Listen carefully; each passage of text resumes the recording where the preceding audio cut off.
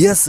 ಚಿನ್ನ ಇವತ್ತು ನಿಜವಾಗ್ಲೂ ತುಂಬಾ ಜನಕ್ಕೆ ಖುಷಿ ಕೊಡ್ತಾ ಇದೆ. ಯಾಕೆಂದ್ರೆ ಚಿನ್ನ ತಗೋಬೇಕಾ ತಗೋಬಾರ್ದಾ ಅಂತ ತುಂಬಾ ಅಂದ್ರೆ ತುಂಬಾ ಜನ ಗೊಂದಲದಲ್ಲಿ ಇದ್ದಾರೆ. ಆದ್ರೆ ಇವತ್ತಿನ ರೇಟ್ ಏನಾಗಿದೆ, ಮುಂದೆ ತಗೋಬೇಕಾ ತಗೋಬಾರ್ದಾ ಎಲ್ಲನೂ ಕೂಡ ಇವತ್ತು ನಾನು ನಿಮಗೆ ತಿಳಿಸ್ಕೊಡ್ತೀನಿ. ಜೊತೆಗೆ ಬೆಳ್ಳಿಯ ಭವಿಷ್ಯ ಹೇಗಿದೆ, ಇವತ್ತಿನ ರೇಟ್ ಹೇಗಿದೆ ಅದನ್ನು ಕೂಡ ತಿಳ್ಕೊಬಿಡೋಣ. ನೋಡಿ, ಇವತ್ತು ಚಿನ್ನ 24 ಕ್ಯಾರೆಟ್ ಚಿನ್ನ ಇವತ್ತು 1 ಗ್ರಾಮ್ಗೆ 15,295 ರೂಪಾಯಿ ಆಗಿದೆ. ಅಂದ್ರೆ ಇವತ್ತು 344 ರೂಪಾಯಿ ಜಾಸ್ತಿ ಆಗಿದೆ ಗುರು 1 ಗ್ರಾಮ್ಗೆ. ಎಸ್, ಇದು ಖುಷಿ ಕೊಡ್ತಕ್ಕಂಥ ವಿಚಾರ. ಇನ್ನು 22 ಕ್ಯಾರೆಟ್ ಚಿನ್ನ ಏನಿದೆ ಇವತ್ತು ರೇಟು ಅಂದರೆ 14,020 ರೂಪಾಯಿ ಇದೆ. ಇದು ಕೂಡ 315 ರೂಪಾಯಿ 1 ಗ್ರಾಮ್ಗೆ ಜಾಸ್ತಿ ಆಗಿದೆ.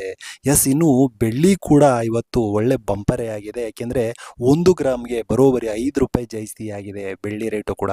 ಎಸ್, ನೀವು ಚಿನ್ನ ಮತ್ತು ಬೆಳ್ಳಿ ಆಯಿತಾ, ಇವೆರಡನ್ನೂ ಕೂಡ ಕಳೆದ ವಾರ ಮತ್ತು ಈ ವಾರ ತೆಗೆದುಕೊಂಡ್ರೆ ಸ್ವಲ್ಪ ಪ್ಲಸ್ ಪಾಯಿಂಟಲ್ಲಿ ಹೋಗ್ತಾ ಇದೆ, ಎಲ್ಲವೂ ಚೇತರಿಕೆಯನ್ನು ಕಾಣ್ತಾ ಇದೆ. ಯಾಕೆಂದರೆ ಯುದ್ಧ ಯಾವಾಗ ನಿಲ್ಲುತ್ತೆ ಅಂತ ಗೊತ್ತಾಗ್ತಾ ಇಲ್ವಲ್ಲ. ಹಾಗಾಗಿ ಕಳೆದ ವಾರ ಮತ್ತು ಈ ವಾರ ಜಾಸ್ತಿ ಆಗ್ತಾನೇ ಇದೆ. ಎಸ್, ಆದರೆ ಅದಕ್ಕಿಂತ ಹಿಂದಿನ ವಾರಗಳು ಯುದ್ಧ ಸ್ಟಾರ್ಟ್ ಆಗಿದ್ರೂ ಕೂಡ ಹಿಂದಿನ ವಾರಗಳಲ್ಲಿ ಚಿನ್ನ ಮತ್ತು ಬೆಳ್ಳಿ ಬೀಳ್ತಾ ಇತ್ತು. ಈಗ ಕಳೆದ ವಾರ ಮತ್ತು ಈ ವಾರ ಜಾಸ್ತಿ ಆಗ್ತಾ ಇದೆ. ಆಲ್ಮೋಸ್ಟು ಮುಂದಿನ ದಿನಗಳಲ್ಲೂ ಕೂಡ ಚಿನ್ನ ಬೆಳ್ಳಿ ಜಾಸ್ತಿ ಆಗುತ್ತೆ. ಯಾಕೆಂದರೆ ನೀವು ನೋಡ್ತಾ ಇರ್ಬೋದು, ಇಂಡಿಯಾದಲ್ಲಿ ಫುಲ್ ಇಡೀ ವರ್ಲ್ಡಲ್ಲಿ ಎಲ್ಲ ರೇಟ್ಗಳು ಕೂಡ ಜಾಸ್ತಿ ಆಗ್ತಾ ಇದೆ ಯುದ್ಧದಿಂದ. ಆದರೆ ಚಿನ್ನ ಬೆಳ್ಳಿ ಇವಾಗ ಚೇತರಿಕೆಯನ್ನು ಕಾಣ್ತಾ ಇದೆ.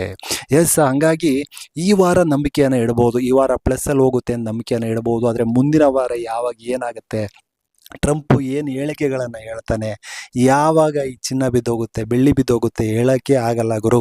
ಆದರೆ ಶೇರ್ ಮಾರ್ಕೆಟಲ್ಲೂ ಕೂಡ ಕಳೆದ ವಾರ ಮತ್ತು ಈ ವಾರ ಚಿನ್ನ ಬೆಳ್ಳಿ ಭವಿಷ್ಯ ಅಂದರೆ ತುಂಬ ಚೆನ್ನಾಗಿದೆ.